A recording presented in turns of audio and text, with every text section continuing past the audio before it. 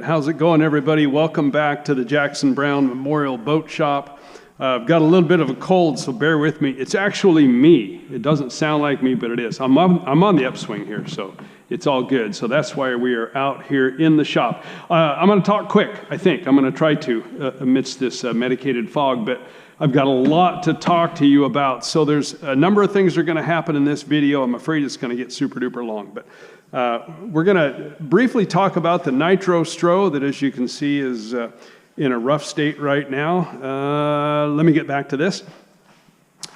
The gasser. Now look, as I was getting ready to do this video, I thought I was just going to do a quick update on what happened in Chelan and what I'm going to call the road to voodoo, because these boats are on their way south here in just a couple of weeks to go race y'all in Reserve, Louisiana at the Voodoo World Finals, World Championships. I want to be champion of the world. Oh, yeah, so here's what I was going to tell you. As I was getting ready to do this, I was getting the camera ready, and I got the little, what are they called, the little micro SD card thing, and I thought, well, I better see what's on the card, make sure it's clear, and I plug it in, and I find a whole bunch of assembly video for the MegaStroh that we've been working on. If you've been hanging with me for a long time, because it has been a long time since we worked on it, I have a somewhat of a build series of this boat, among others, this being the most recent one. I found a bunch more video that is coming in this video that we're doing right now, okay? So just run this thing on the TV in your shop and we'll get to everything. So we're going to start at the end. Obviously the boat is assembled. I have raced it once, not very successfully, but there's a story there that I think I will probably tell as we go. But let me show you some things about the boat, because if you're going to build it, yes, I am working on actual CAD drawings of the boat that we will be able to cut parts out on the Glowforge Pro. And I'm pretty sure that's all coming. Let me know. Hey, make a comment and let me know if you're interested in building one of these. It will be this boat only, so you can build the Stroh Light or the Sun Deck or the Infinity Car Audio. It makes a number of different things. I could show you the different versions if you were so inclined. However, let's talk about this one. So we're going to talk about the finished boat, because there's some things I want to show you, and then you're going to see a bunch of video of where it was still a pile of sticks. Okay, so we're going to get to that. Let's take a look at the boat. Okay, so you're looking at it here. It is a changed version from this design. I actually made it a little bit more correct for its true scale, as well as did some of my own fancy-dancy on it. This is just simply a flip-up arrangement here. It's barely held on. Let's go ahead and knock those off, because we're going to be talking about some other things, and you'll get a better look inside the boat. A couple magnets here, and that's all that takes. Okay, a couple of magnets there, a little bit of flotation. Forgot that at first, and fortunately my driver floats and he kept it going, but just barely. So now there's enough in there that it will indeed float just dandy. Gas motors need a ton of air to run. It's tough when you're doing a full canopy boat, that's all finished like this, because there's really no air inlet, so that's why it has this here, okay? I don't think it's as nice as the way a lot of open cockpit guys do. Anyway, let's not look at the rule book, but they kind of jam air at the motor, which is really, really nice. I'd love to be able to get away with that. I can't do it in a reasonable way here. Certainly not legally. So running a quick draw in here. The big thing that I want to show you right now, is it a big thing? Yes, we will flip the boat over and we will look underneath. But here's the basic layout. Okay, pretty nice floor-mounted engine. We've got some nice little servo mounts here. Okay. Cool little battery tray. I've been working on these. It's held up great. I did send the boat up and over once, and everything held together just fine, so that's nice. Radio box is under here. Solid tank. That's the way to go. Let's not argue about that right now. Contact me if you're interested in talking about that. And simple servo laying on the floor there, and a nice steering linkage. Oh, here's something I do want to talk to you all about. If you have watched some of my videos, and maybe you bought one of these on my recommendation, I'm not going to apologize, but there is something you might want to change. This is a Neptune. Makes this cool bracket back here for the rudder, and it is cool. And they make a really nice looking blade. However, it has pickups, water pickups, on one side only. And running the boat, I could see very little water dumping. After being pushed through the motor, the holes are right here. There's 3 holes, 3 outlets. And so I pay attention to that. Certainly when you have a brand new boat, one of the first things you want to do is throw it out there and run it, watch it, see what kind of water flow you get. I got very, very little, unless I'd turn, I think when I pitched it to the right, I picked up water. And then I could see water suddenly spraying out. The rest of the time, nothing. Not good. Not with a quick draw, they run hot. Switched to a Sly Cat that I got from Rattlesnake RC. It is cut on both sides. And just a mass of water dumps out of here, which is nice. Where I live in southeast Washington State. I know everybody thinks Washington State is green and wet. Nope, I live in the desert. It's hot. And the water's hot, and you got to have water flow. I got serious water flow. Okay, so Sly Cat rudder on a Neptune bracket. Looks cool, works awesome. Okay, that's the end of that. The other thing I wanted to show you guys, this is mainly for Merlin's sake, okay? Merlin already has, you don't know Merlin? Merlin's a good guy, as far as I can tell. I don't know. I've only talked to him on email and text and stuff. He has a copy of the plans, the rough drawn plans, not the CAD plans, and it shows some incorrect framing because we made some changes. I made some changes.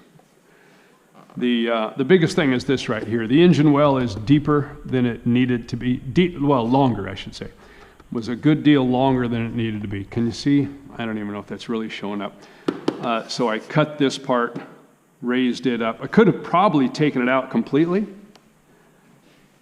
That's this area here, right below where the shaft connects. Really kind of sort of didn't even need to be there. But I've just made a big step out of it. So this framework here is a little differently than in the original drawings. I do want to talk about the Sponsons. Let's go all the way. Yeah, we can do this.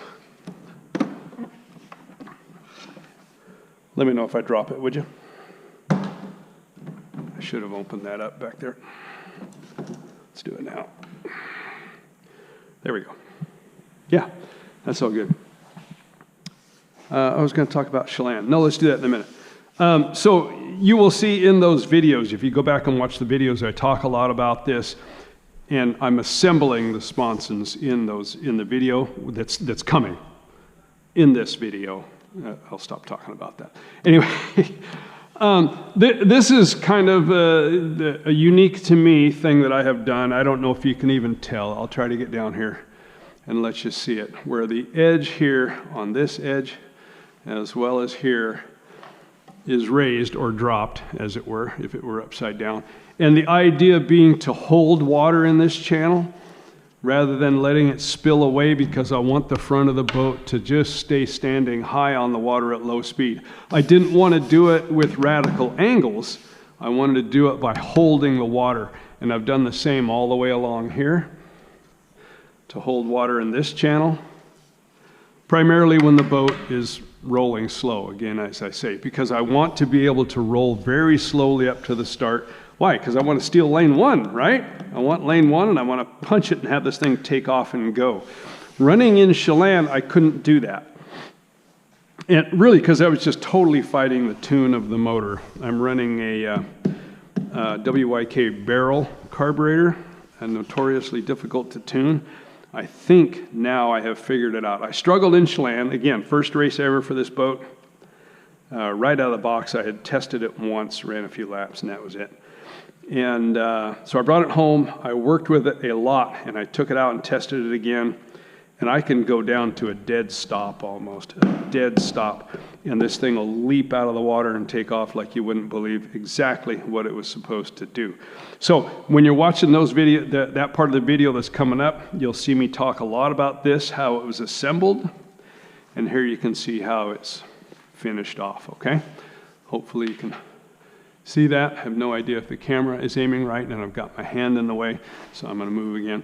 A couple other things you'll see, the recovery surfaces, the ride pads themselves. I don't know if you can see it here. There is a step, slightly different angle here from here. We'll talk about that a lot more in a minute.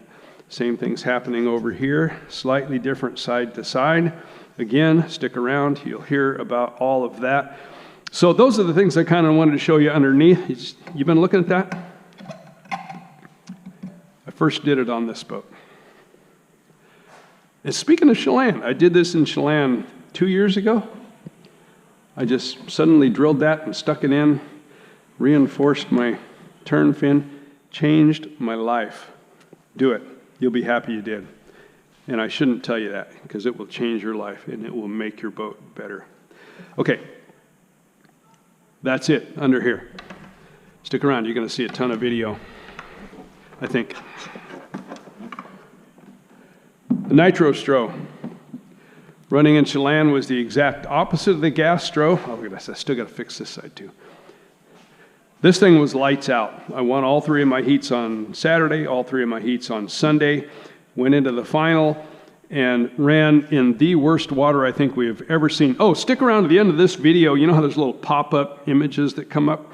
I'll put in the image for the pit tour, and there will be some race videos in with it from Chelan. And you will see the worst race water ever. Unbelievable rollers. And anyway, I'm leading in the final, right? Just like I'd been doing all weekend. I thought I was, because I kind of found a pace I could run and just kind of bounce the top of the rollers. And I hit a massive roller going into the, what was it, left turn, lap 2 or 3 or something. Boat flew up in the air, stuffed. The 2 boats that were behind me, 2nd and 3rd place, they flew up in the air and they stuffed. And one of them went over top me, knocked a bunch of holes in the boat. So this whole side here, not what I wanted to be doing when I'm trying to get ready to go to Voodoo. This whole side of the boat is stripped. You know how it is? I started to sand the one spot where the holes were. Next thing you know, I sanded further and further. The whole left side of the boat was sanded. A little bit of epoxy down here and a crack right here. It's going to get painted. The cowling also got broken. It's not going to get painted. Sorry, Voodoo guys, it's going to look rough. That boat looks great. Stick around now. I'm going to show you a bunch of video. I think I've told you all I need to tell you for now. Leave me a comment. Hey, if you got questions or comments or whatever, let me know what you're thinking and what you'd like to see. And I'll do what I can for you. Hang on. Let's work on this boat right now. Okay, fellers, welcome back to the Boat Shop Junior. Yes, we are still out here. Yes, it's a mess because I was test fitting everything, getting ready to slap it all together. But I thought I should bring my little buddies along here and show you how we got where we are, where are we, and why. And yeah, it's for you, it's just a couple seconds later, but for me, 2 days have passed because some family stuff jumped up, and there is still no one working in the Jackson Brown Memorial Boat Shop. So yes, we're still out here. Okay, here's where we're at. I've assembled some of this. I don't even remember for certain where you and I left off. Okay, we did have all of these pieces in. By the way, if you're just joining us, welcome. You may want to subscribe. You may not. But if you'd like to see how we got here, and if you'd like to build one of these boats, or if you'd just like to learn how I do it for whatever reason you would want to do that, subscribe and go back a few videos and I will show you how to build this entire boat. But so we had laid these pieces on here that would outline our recovery surfaces, and as you can see, we've slapped some of them on. All right.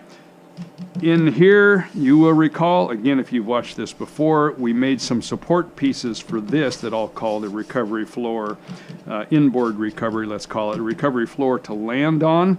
Okay, and this inboard portion here, the recovery floor, I set 1/8 inch down from the upper level.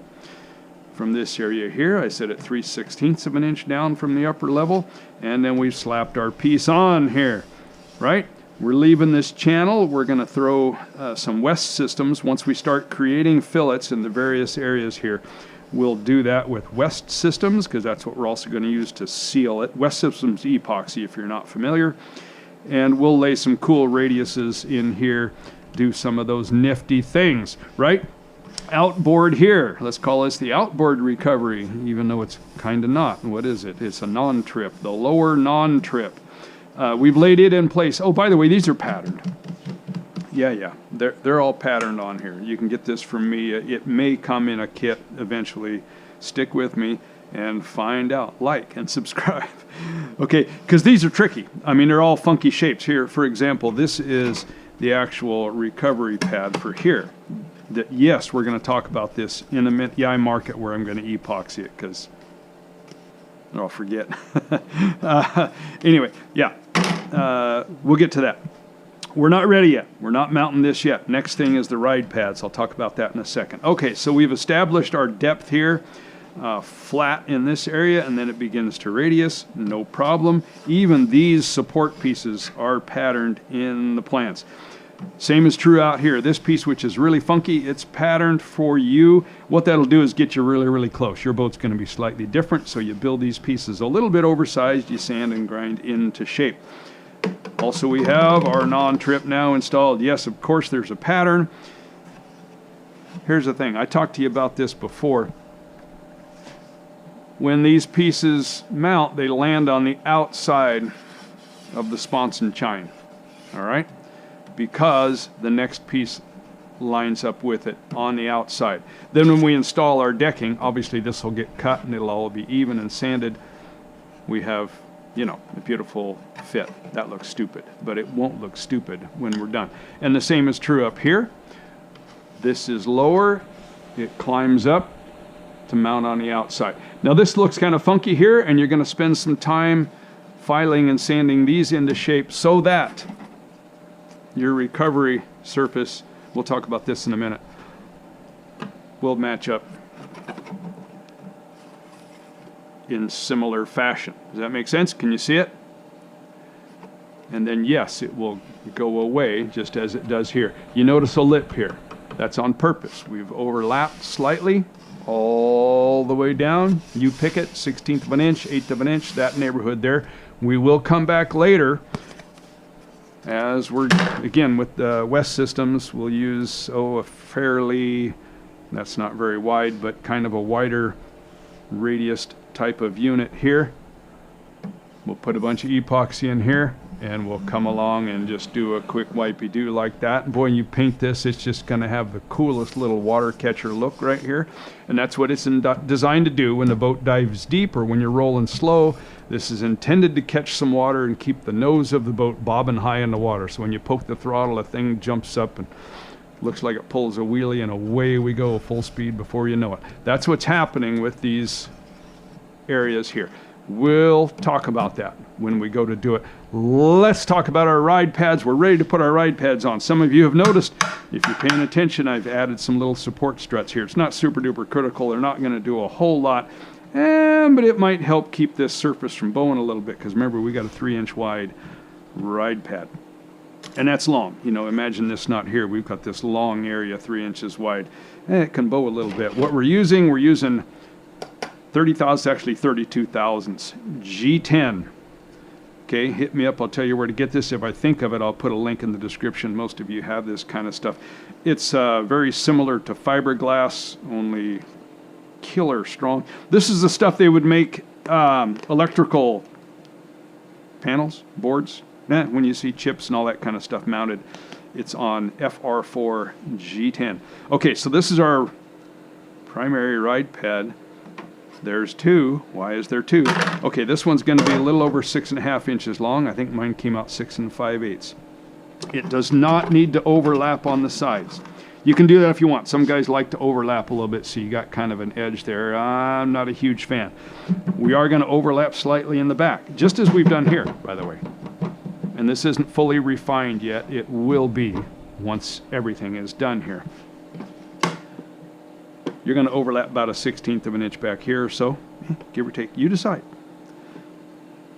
And that's where that guy mounts. Simple, right? This stuff is pretty nice and flat. If there's a bow to it, set it with the bow down, which I've done here,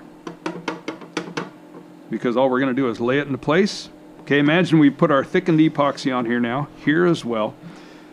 We're going to scuff this surface radically with our 80 grit everywhere that we're going to apply epoxy. All right, including here and here. Haven't marked it yet. You can do that yourself.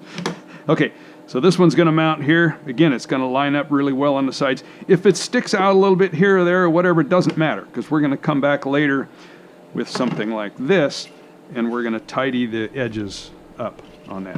All right, so don't panic. The closer you make it fit right now, the less work it is later. All right, so you've got that overlapped a little bit. There's glue everywhere. It's all over your fingers. Don't worry about it.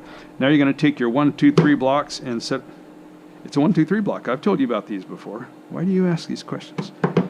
Okay, I'll put a link in the description. If you don't have 1, 2, 3 blocks, get some. Don't ask me why they call it that. Okay, fine. It's 1 inch by 2 inch by 3 inch. Machinists use these. I pretend to be a machinist once in a while. Okay, so you're going to lay one there, and we're going to lay one here. These are super cool because they're just bridging on the outside edge. You can't lay weight on here or you are creating a bow. So get some of these. And they're nice and flat. They are super cool for many things. I'm leaving a little bit of space here. You'll know why. You already figured it out. Okay, we've also scuffed this upper surface really, really well to the tune of about 1/8 of an inch. Because here is now your secondary ride pad. This guy's going to lay in here just like Che, right? It's so we get a tiny break here in the middle of our ride pad. That helps the boat break free on the water. Plus, if you're building it the way I am, oh man, we should talk about that in just a second. But okay, I'm using 1.7 degrees angle of attack in my, let's call it primary, I think I already called it that, ride pad. This one here falls out at about 2.2, 2.3. Okay, fine. So we're up at speed. We're tapping back here at 1.7. We get down a little lower. I need the boat to kick up a little bit better. I got a 2.2. All right. So this is on here. Now what do we do? Okay, thickened epoxy everywhere here. Quite a bit of thickened epoxy here, because we didn't create a step in this piece here, right? So we have there's a gap, and we're just going to fill that with thickened epoxy.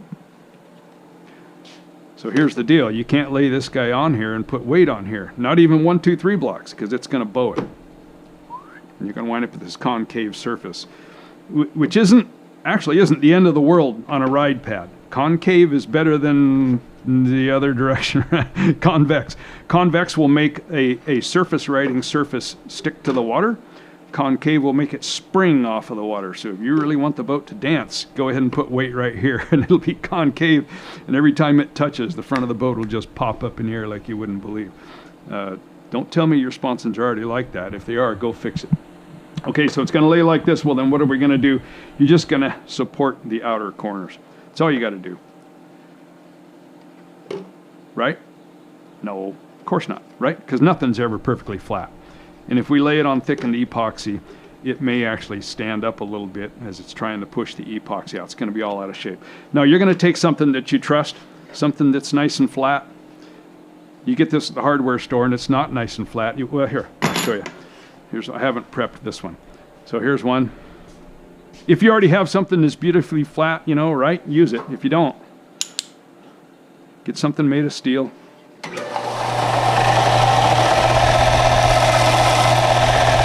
Oh, that's pretty good. Look at that.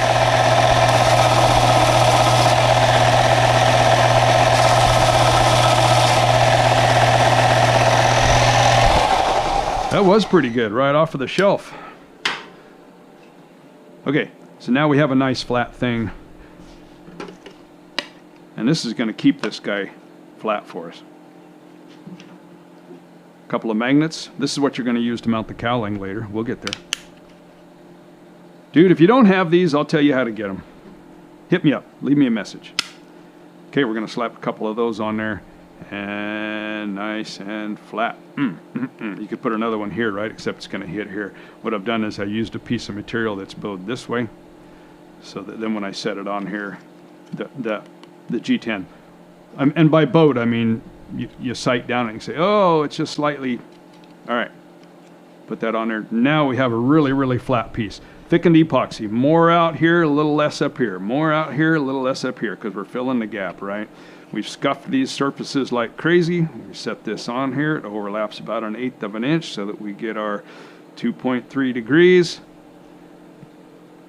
Put just a tiny bit of weight on it, but only at the corners. Again, we can't go here because we could even bow this thing, or since it's a ways away, obviously we can bow it.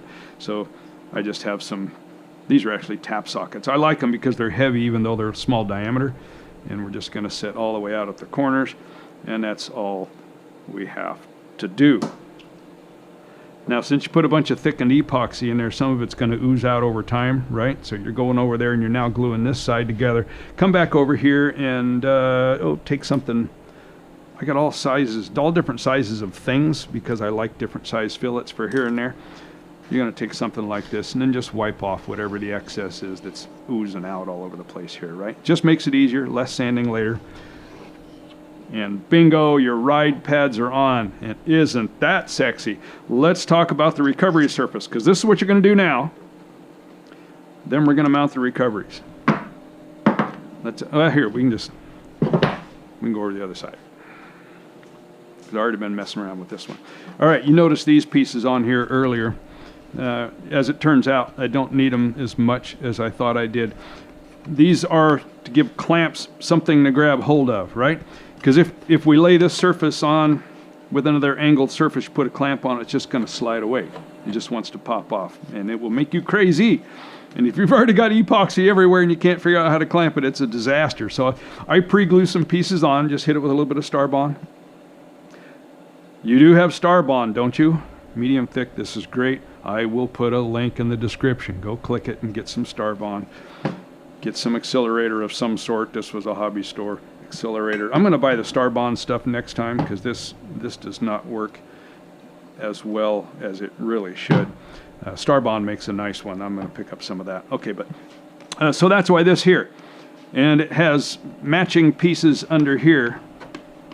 No, not matching. It's not like they're both wearing plaid. By matching, I mean it's in a similar fashion. I have attached pieces under here. You guys are so weird. So anyway, so that I can clamp this together. I've actually done some angle sanding here. It'll be hard to tell. But if you pull an unsanded surface down here, I don't know if you can tell, the flat surface now has angled this way, and so it doesn't look super cool and sexy. So I want them to line up really cool. So I angle sanded this here so that once this comes down into place, ooh, look at that. It is so sexy. All right, so this piece is patterned for you. It lands right here. Let me show you how we're going to clamp it, because this is a bugger. Man, this is a bugger. I mean, look at that. It wants to distort all out of shape when you put it on there. So what we've done here, and you will find this in your patterns or whatever, the kit, whatever. This is very flat for a while, and then the radius begins. Same is true here. The radius begins sooner, right? But we want to maintain this area flat. Why am I talking about that in a crazy way? Because, remember, we're going to pull this down and it's going to land on a radius. What's that going to do? It's going to throw a tendency to bow and radius into this entire piece. And it's pretty dramatic. We'll do it, and I'll show you here, so stick around. It's pretty dramatic how much it will bow this piece. And boy, what we don't want is our tapping surfaces to be bowed. Remember what I told you earlier, a radiused surface tends to stick in a surface riding circumstance where you're trying to tap and go across the water. A radius surface will tend to stick to the water.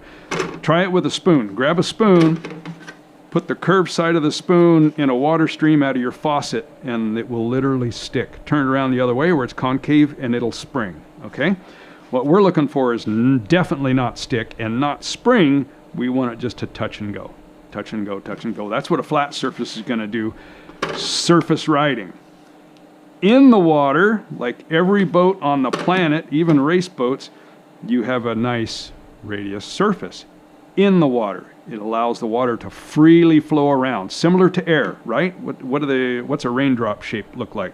Big rounded front surface that then tapers away. So rounded things like to fly through the air and in the water. Fronts of submarines are round. On the surface, flat. So anyway, all that to say that we're looking for a transition point here somewhere between flat and radiused.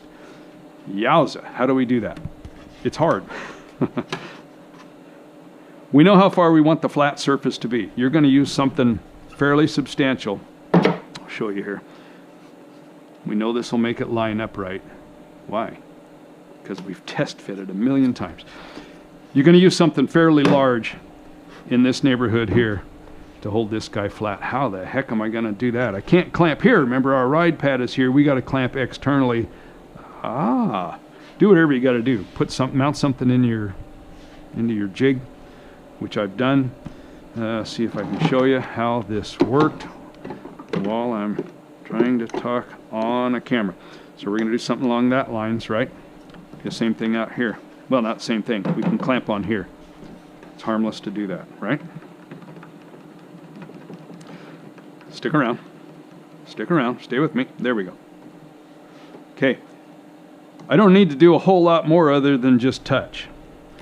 By the way, if I pull hard, what's this piece going to do? It's going to bow, and then that's going to allow this thing to radius up out of shape again. Right? Right. Okay, it squirmed all over the place, which it's going to do. It's going to make you nuts. But take your time. Get it on there fairly square. Ringo, little buddy, I'm looking for food. You are a good boy. Say hi to everybody. He's a good boy. We're talking right now. I can't hang with you. I will in a minute. Okay, where were we? Okay, we've kind of mounted this thing in a spot. We pulled a little bit of tension on it, and I just now moved it all out of place, back into place. And now we're going to get ourselves lined up here. Okay, that's where I want it to land. Ooh, I tugged it. Come on now. Ringo, you're such a good boy. That's my boy. He is not much of a shop dog, I am sorry to say. Okay, I'm going to throw a little bit of extra tension on that. Hopefully I don't pull it out of shape. I got to move it just slightly. There we go. Can you see the landing there? Now I'm looking at the positioning this way. Ever so slightly out of place. Again, you're going to have epoxy all over yourself. That's okay. There's my spot, right? So now if I pull this down and I put my clamps in place, it still is going to bow in two ways. I'm going to have the bow here, and it's going to bow away from the material here. So we got to keep going. We still want to maintain our flat surface, so we're going to do this one next. Yes, of course, I could bow this aluminum too, especially since I'm having to clamp it all the way out here. You'll see why in just a second. So we can't go crazy tight on it. Nope, too far. There we go.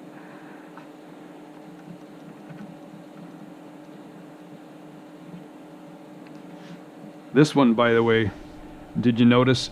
If I pull hard here, I'm actually going to distort the shape of the boat. That's largely why you can't really tug hard on this one. Here I'm pulling on the boat itself, so I'm not distorting the sponson in any way. So I can get a little bit more aggressive here if I need to, but I really don't.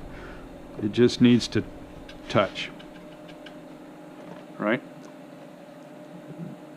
I can see it move slightly, but not much. How can I show you this? It's very flat coming out of here. Still flat there. Look up here. Can you see how much bow is occurring?